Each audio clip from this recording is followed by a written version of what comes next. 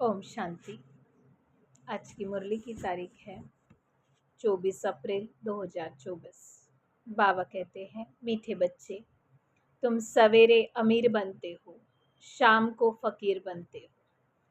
फकीर से अमीर, पतित से पावन बनने के लिए दो शब्द सदा याद रखो, मन मना भव, मध्याजी भव।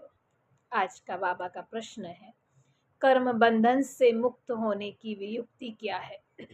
बाबा का उत्तर है, पहली युक्ति है याद की यात्रा तथा ज्ञान का सिमरण हो। दूसरा है एक के साथ सर्व संबंध रहे, अन्य कोई में भी बुद्धि न जाए। तीसरा है जो सर्वशक्तिमान बैटरी शिव बाबा है, उस बैटरी से योग लगा हुआ हो, अपने ऊपर पूरा ध्यान हो और दैवी गुणों के पंख लगे हुए हो तो कर्म बंधन से मुक्त होते जाएंगे। ओम शांति। बाप ने बैठ समझाया है। ये है भारत के लिए कहानी। क्या कहानी है? सुबह को अमीर, शाम को फकीर। इस पर भी एक कहानी है। सुबह को अमीर, शाम को फकीर। ये बातें तुम बच्चे अमीर हो तब नहीं सुनते, माना पावन होते हो, सतयुग में होते हो तो ये ज्ञान नहीं सुनते हो। फकीर और अमीर की बातें तुम बच्चे संगम युग पर ही सुनते हो। ये दिल में धारण करना है। बाबा बरोबर भक्ति फकीर बनाती है, ज्ञान अमीर बनाता है। दिन और रात भी बेहद का है। फकीर और अमीरी भी बेहद की बात है और बनाने वाला भी बेहद का बाप शिव बाबा है। सभी पतित आत्माओं के लिए एक ही बैटरी है पावन बनाने की। ऐसे ऐसे टोटके याद रखो तो भी खुशी में रहेंगे। बाबा कहते पतित से पावन बनाने वाला शिव बाबा की याद से ही आत्मा पावन बनती है। आत्मा ज्ञान धन से भरपूर होकर अमीर बनती है। तो बाबा कहते ये जो टोटके हैं अपने को खुशी में रखने की, छोटी छोटी बातें याद रहे। बाप कहते हैं बच्चे, तुम सवेरे अमीर बन जाते हो, फिर शाम को फकीर बन जाते हो। कैसे बनते हो ये भी बाप समझाते हैं। फिर पतित से पावन, फकीर से अमीर बनने की युक्ति भी बाप ही बतलाते हैं। मन मना भव, मध्याजी भव। ये दो युक्तियां हैं। ये भी बच्चे जानते हैं कि ये है पुरुषोत्तम संगम युग। तुम जो भी यहाँ बैठे हो, गारंटी है तुम स्वर्ग के अमीर जरूर बनेंगे। नंबरवार पुरुषार्थ अनुसार। स्कूल में भी ऐसे होता है, नंबरवार क्लास ट्रांसफर होती है। इम्तिहान पूरा होता है तो फिर नंबरवार जाकर बैठते हैं। ये है हद की बातें और ये है बेहद की बात। नंबरवार रुद्रमाला में जाते हैं। माला अथवा झाड़, बीज तो झाड़ का भी है। परमात्मा फिर मनुष्य सृष्टि रूपी झाड़ का बीज है। ये बच्चे जानते हैं कि झाड़ वृद्धि को कैसे पाता है, पुराना कैसे होता है। आगे ये तुम नहीं जानते थे, बाप ने आकर के समझाया है। अभी ये है पुरुषोत्तम संगम युग। अभी तुम बच्चों को पुरुषार्थ करना है, दैवी गुणों के पंख भी धारण करने हैं, अपने ऊपर पूरा पूरा ध्यान देना है। याद की यात्रा से ही तुम पावन बनेंगे और कोई भी उपाय नहीं है। बाप जो सर्वशक्तिमान बैटरी है, उनसे पूरा योग लगाना है। उनकी बैटरी कभी ढीली नहीं होती। क्यों? वह सतो रजो तमो में नहीं आते, क्योंकि वो सदा ही कर्मातीत अवस्था में है। तुम बच्चे कर्म बंधन में आते हो। कितने कड़े बंधन है। इन कर्म बंधनों से मुक्ति होने का एक ही उपाय है और वो है परमात्मा की याद की यात्रा। इसके सिवाय और कोई भी उपाय नहीं है। जैसे ये ज्ञान है, ये भी हड्डियां नरम करता है। यूं तो भक्ति भी नरम बनाती है, माना विनम्र बनाती है। कहेंगे ये बेचारा भक्त आदमी है, इनमें ठगी आदि कुछ भी नहीं है। परंतु भक्तों में भी ठगी होती है। बाबा अनुभवी है ना, आत्मा शरीर द्वारा धंधाधोरी करती है, तो इस जन्म का भी सब कुछ स्मृति में आता है। 4-5 वर्ष की आयु से अपनी जीवन कहानी याद रहनी चाहिए। कोई 10-20 वर्ष की बात भी भूल जाते हैं। जन्म जन्मांतर का नाम रूप तो याद नहीं रह सकता। एक जन्म का तो कुछ भी बता नहीं सकते। फोटो आदि भी रखते हैं। पहले जन्म का तो पता नहीं रहता है। हर एक आत्मा भिन्न भिन्न नाम रूप देश काल में पार्ट बजाती है। नाम रूप सब बदलता रहता है। ये तो बुद्धि में है कि कैसे आत्मा एक शरीर छोड़ करके फिर दूसरा शरीर धारण करती है। पूरे 84 जन्म 84 नाम मिलते हैं, 84 बाप बने होंगे। अंत में फिर तमोप्रधान संबंध हो जाता है। इस समय जितने संबंध होते हैं उतने कभी भी नहीं होते। कलयुगी संबंधों को बंधन ही समझना चाहिए। कितने बच्चे होते हैं, फिर शादी करते, फिर बच्चे पैदा करते। इस समय सबसे जास्ती बंधन है चाचे मामे काके का। जितने जास्ती संबंध उतने जास्ती बंधन होते। अखबार में भी पढ़ा 5 बच्चे इकट्ठा पैदा हुए। पांचों ही बच्चे तंदुरुस्त हैं। हिसाब करो कितने ढेर संबंध बन जाते हैं। इस समय तुम्हारा संबंध सबसे छोटा है। सिर्फ एक बाप से सर्व संबंध है, माना एक ईश्वर के साथ सर्व संबंध। दूसरा कोई भी तुम्हारा बुद्धि योग नहीं है सिवाय एक परमात्मा के। सतयुग में फिर इससे जास्ती है। हीरे जैसा जन्म तुम्हारा अभी का है। हाईएस्ट बाप बच्चों को अडॉप्ट करते हैं। जीते जी गोद में जाना वर्षा पाने के लिए सो भी अभी ही होता है। तुम ऐसे बाप की गोद में आए हैं जिससे तुमको 21 जन्म का वर्षा मिलता है। तुम ब्राह्मणों से ऊंचा और कोई नहीं है। सबका योग एक परमात्मा के साथ है। तुम्हारा आपस में और कोई संबंध नहीं है। बाबा कहते भाई बहन का संबंध भी गिरा देता है। संबंध सिर्फ एक से होना चाहिए। ये है नई बात। पवित्र होकर के आत्मा को शुद्ध बन कर के वापस जाना है। ऐसे ऐसे विचार सागर मंथन करने से तुम में बहुत रौनक आएगी। पवित्र होकर के जाना है। सतयुगी रौनक और कलयुगी रौनक में तो रात दिन का फर्क है। भक्ति मार्ग के समय है ही रावण का राज्य। पिछाड़ी में साइंस का घमंड कितना होता है। जैसे सतयुग से भेंट करते हैं।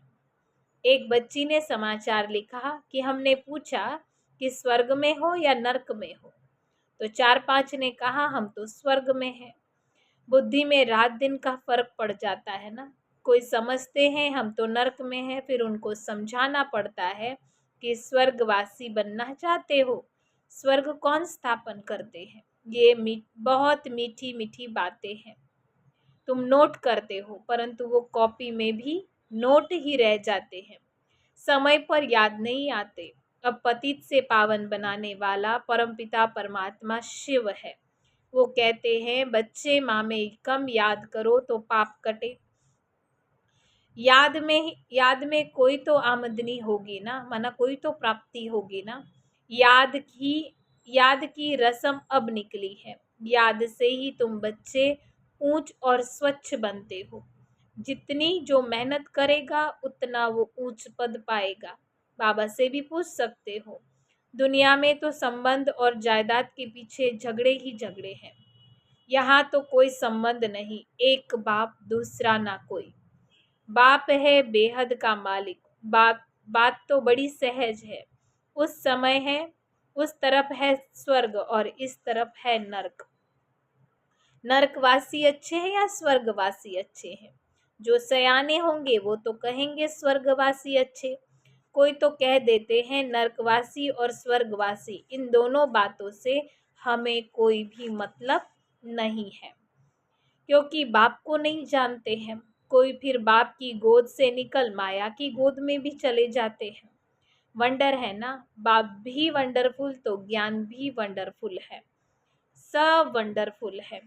इस इन वंडर्स को समझने वाला भी फिर वैसा ही चाहिए जिसकी बुद्धि इस वंडर में लगी रहे।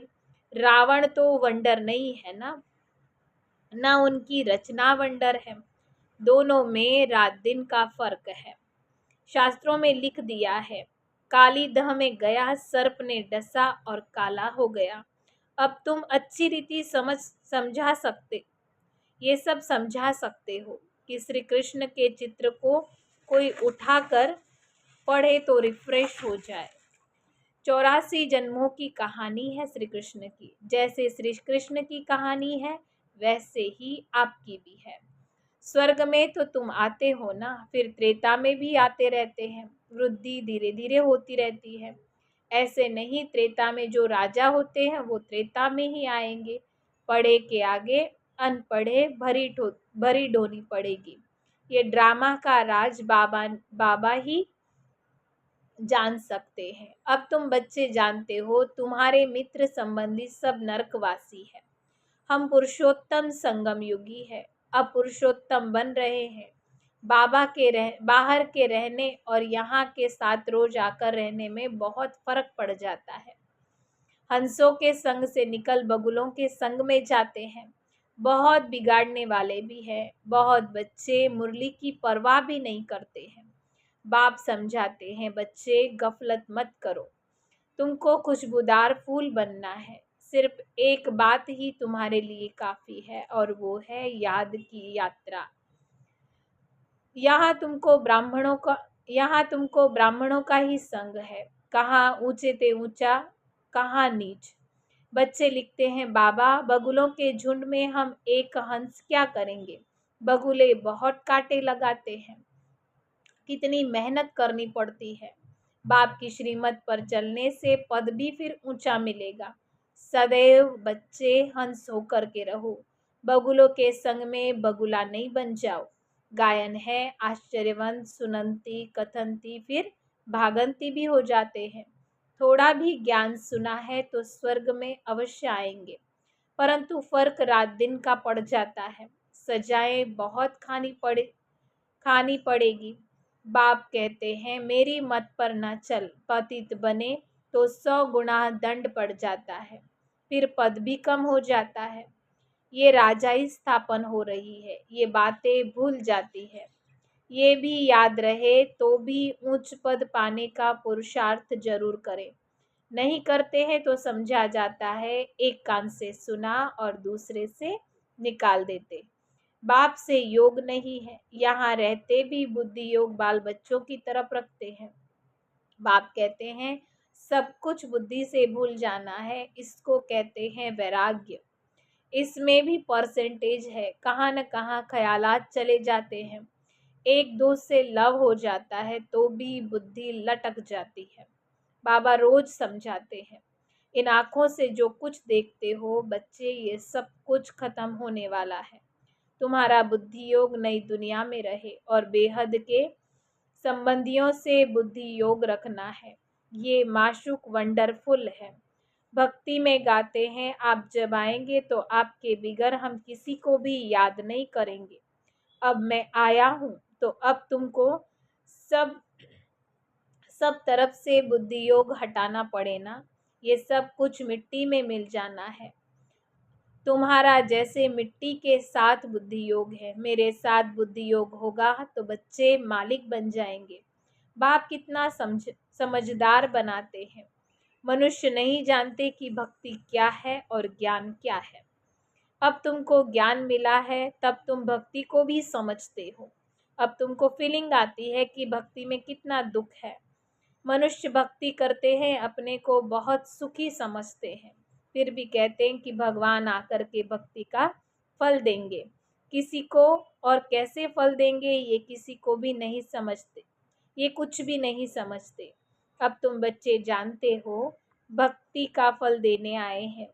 विश्व की राजधानी का फल जिस बाप से मिलता है, वो बाप जो डायरेक्शन देते हैं उस पर चलना पड़े। उनको कहा जाता है, ऊंचे ते ऊंची मत। मत मिलती तो सबको है, फिर कोई चल सकते कोई नहीं चल सकते हैं। बेहद की बादशाही स्थापन हो रही है। अभी तुम बच्चे समझते हो हम क्या थे, अब हमारी क्या हालत हो गई है। माया एकदम खत्म कर देती है। ये तो जैसे मुर्दों की दुनिया है। भक्ति मार्ग भक्ति मार्ग में तुम जो कुछ सुनते हो वो सब सत सत करते रहते थे, लेकिन तुम जानते हो कि सत तो एक बाप ही सुनाते हैं। ऐसे बाप को याद करना चाहिए। यहाँ कोई बाहर वाला आकर बैठा हो तो उसको कुछ भी समझ में नहीं आएगा। कहेंगे ये तो पता नहीं क्या सुनाते हैं। सारी दुनिया कहती है परमात्मा सर्वव्यापी है, और ये कहते हैं कि वो हमारा बाप है। कांध से नाना करते रहते हैं।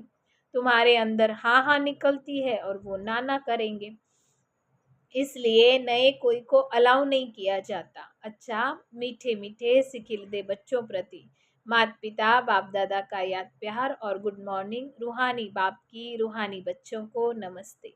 हम रूहानी बच्चों की रूहानी बाप दादा को याद प्यार, गुड मॉर्निंग, नमस्ते नमस्ते। थैंक यू बाबा। धारणा के लिए मुख्य सार है, पहली पॉइंट है, खुशबूदार फूल बनने के लिए संग की बहुत संभाल करनी है। हंसों का संग करना है, हंस होकर के रहना है। मुरली में कभी भी बेपरवाह नहीं बनना है, गफलत नहीं करनी है। दूसरा है, कर्म बंधन से मुक्त होने के लिए संगम युग पर अपने सर्व संबंध एक बाप से रखने हैं। आपस में कोई भी संबंध नहीं रखना है। किसी हद के संबंध में लव रख बुद्धि योग लटकाना नहीं है। एक बाप को याद करना है। आज का बाबा का वरदान है, परमात्मा लव में लीन होने व मिलन में मगन होने वाले सच्चे स्नेही भव। विस्तार है, स्नेह की निशानी गाई जाती है कि दो होते भी दो न रहे लेकिन मिलकर एक हो जाए। इसको ही समा जाना कहा जाता है। भक्तों ने इसी स्नेह की स्थिति को समा जाना व लीन हो जाना का कह दिया है। लव में लीन होना ये स्थिति है, लेकिन स्थिति के बदले उन्होंने आत्मा के अस्तित्व को सदा के लिए समाप्त होना समझ लिया है। आप बच्चे जब बाप के व रूहानी माशूक के मिलन में मगन हो जाते हो तो समान बन जाते हो। स्लोगन है, अंतर्मुखी वह है जो व्यर्थ संकल्पों से मन का मौन रखता है। अंतर्मुखी वो है जो व्यर्थ संकल्पों से मन का मौन रखता है। अच्छा, ओम शांति।